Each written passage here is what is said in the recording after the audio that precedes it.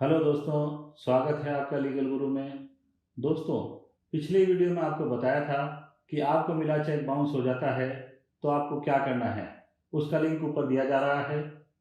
आज हम आप बात करेंगे कि आपने किसी व्यक्ति को कोई चेक दे दिया है और वो बाउंस हो जाता है और वो व्यक्ति आपके खिलाफ केस करता है तो आपको क्या करना है, कैसे बचाव करना है।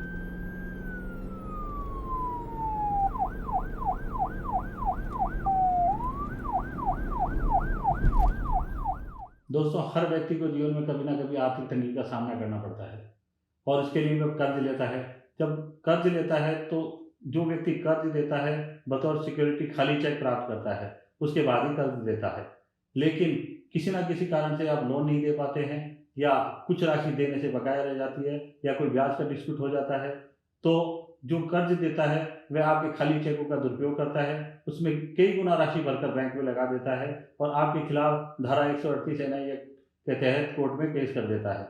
आपको उससे कैसे बचना है, अपना डिफेंस कैसे करना है, यही आपको बताया जा रहा है। जो व्यक्ति आपके खिलाफ केस करेगा वह परिवादी कहलाया जाएगा और आप मुलजिम कहलाए जाएंगे। धारा 138 एनआई एक्ट के तहत 2 साल तक के कारावास की सजा या चेक राशि से दुगनी राशि तक का जुर्माना या दोनों किया जा सकता है। ये एक जमानती अपराध है। दोस्तों, उस व्यक्ति को केस करने के लिए सबसे पहले चेक को बाउंस कराना होगा। बाउंस कराने के बाद 30 दिन के अंदर अंदर उसको आपको नोटिस देना होगा, जो लीगल नोटिस कहलाता है।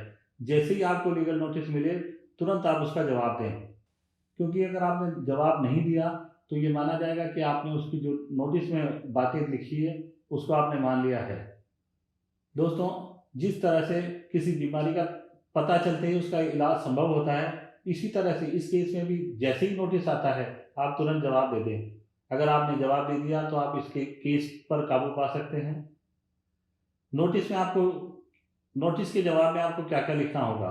आपको नोटिस के फैक्ट से इनकार करना होगा, जो राशि उसने बताई है उसके लिए मना करना होगा।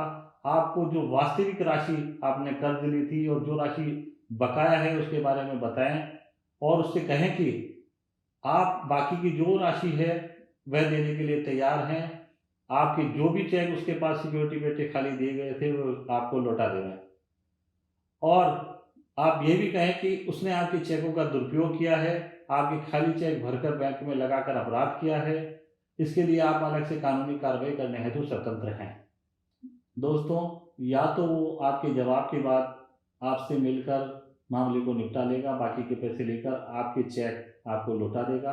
अगर आपके चेक वापस नहीं लौटाता है तो आपको उसके खिलाफ एफआईआर दर्ज करने के लिए धारा 420, 67, 68, 71 के तहत एक आवेदन संबंधित थाने और एसपी के यहाँ रजिस्टर्ड पोस्ट से भिजवाना होगा, जो आपके पास एक सबूत रहेगा।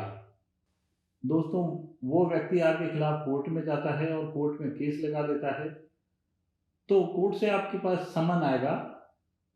कोर्ट में जाकर आपको जमानत करानी पड़ेगी। जमानत के बाद आपको कोर्ट से उस फाइल की सर्टिफाइड कॉपी निकलवानी चाहिए।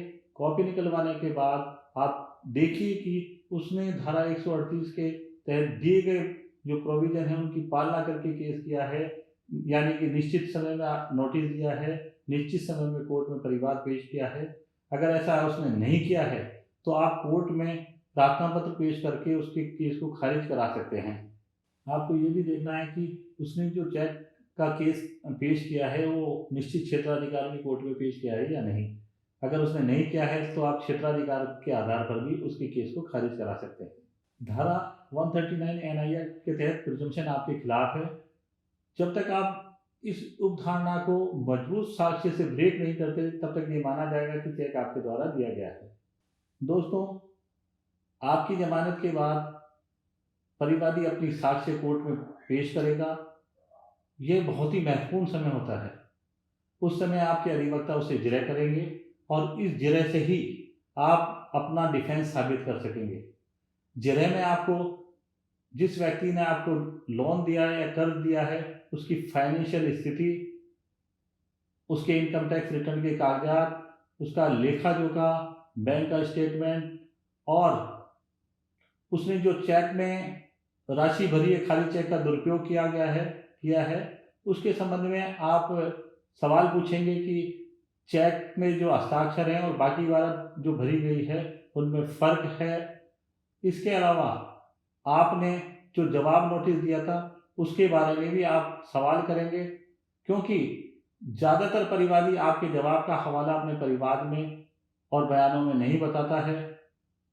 इसलिए आपको अपने जवाब के बारे में पूछना होगा और आपके द्वारा जो उसके खिलाफ एफआईआर के लिए आवेदन दिए गए थे उनको पेश करके, इन सभी कागजात को पेश करके आपको प्रदर्शित कराना होगा, एग्जीबिट कराना होगा, क्योंकि यही एक मौका होता है जब आप अपना डिफेंस साबित कर सकते हैं। आपको जिरह में उससे ये भी पूछना होगा कि चेक कौन सी तारीख, साल, महीने को दिया गया, किसके सामने दिया गया। इस चीज़ का उसने हवाला अपने परिवार में या नोटिस में या शपथ पत्र में दिया है या नहीं दिया है। यदि कोई दस्तावेज उसके द्वारा पेश नहीं किया गया है तो आप धारा 91 सीआरपीसी का प्रार्थना पत्र पेश करके उससे वो दस्तावेज तलब करा सकते हैं। अगर आप उससे कहलवा सकते हैं या वो इनकार करता है कि हैंड राइटिंग में डिफरेंस नहीं है, तो आप कोर्ट में हैंड राइटिंग एक्सपर्ट की रिपोर्ट के लिए प्रार्थना पत्र पेश कर सकते हैं। चेक को एफएसएल जांच हेतु भिजवा सकते हैं। चेक के केस में सामान्यतः परिवादी केवल अपने ही बयान दर्ज कराता है। यदि वो किसी गवाह के बयान भी साथ में दर्ज कराता है तो आपको परिवादी के बयान और गवाहों के बयानों में विरोधाभास पैदा करना होता है। उनके विरोधाभास यानी कंट्राडिक्शन पैदा करने से उसका केस परिवादी का डाउटफुल हो जाएगा। परिवादी के बयानों के बाद कोर्ट धारा 313 के तहत बयान दर्ज करती है। उसमें मुलजिम से पूछा जाता है कि परिवादी ने जो बयान दिए हैं और उसने जो दस्तावेज पेश किए हैं वो सही हैं या गलत हैं, तो आपको उनको गलत बताना है।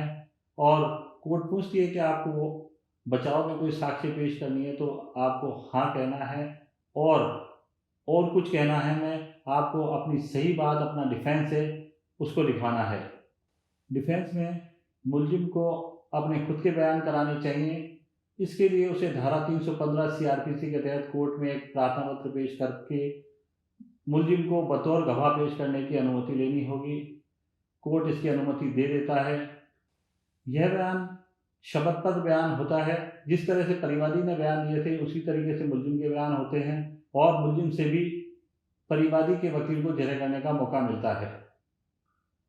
मुलजिम को अपने ऑन ओथ बयान में अपना जो भी डिफेंस है, जो भी सारी बातें हैं वो विस्तृत रूप में बतानी होगी। और परिवादी का वकील जनरली ये सवाल करता है कि उसके द्वारा आपको नोटिस दिया गया, चेक पर हस्ताक्षर आपके हैं, नोटिस आपको मिल गया, नोटिस के बाद भी आपने चेक का भुगतान नहीं किया। इन सब चीज़ों में आपको बताना होगा कि उसके द्वारा जो नोटिस दिया गया था आपको मिला था तो उसका आपने जो जवाब दिया है, जवाब के बारे में बताना होगा। चेक आपके द्वारा बताना होगा कि सिक्योरिटी पेटे खाली दिया गया था, किसी विधिक लायबिलिटी के डिस्चार्ज के पेटे नहीं दिया गया था। कोर्ट परिवादी के साक्ष्य और दस्तावेज और आपकी साक्ष्य और आपके दस्तावेज के आधार पर आपके बयानों के बाद फाइनल बहस होगी।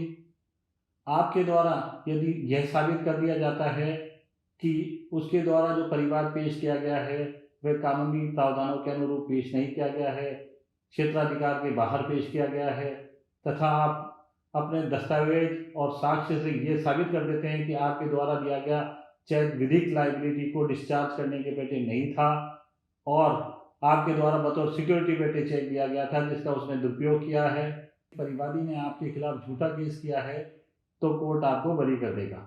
दोस्तों, यह वीडियो आपको कैसा लगा लाइक और शेयर करें और वीडियो देखने के लिए चैनल को सब्सक्राइब करें। दोस्तों, देखते ही देखते अपना परिवार 100 से अधिक लोगों का हो गया है। कुल 10 दिन और केवल 5 वीडियो, उसमें आपने मुझे इतना स्नेह और प्यार दिया है। आपके प्यार और इस मोटिवेशन का मैं सदैव आभारी रहूँगा। धन्यवाद।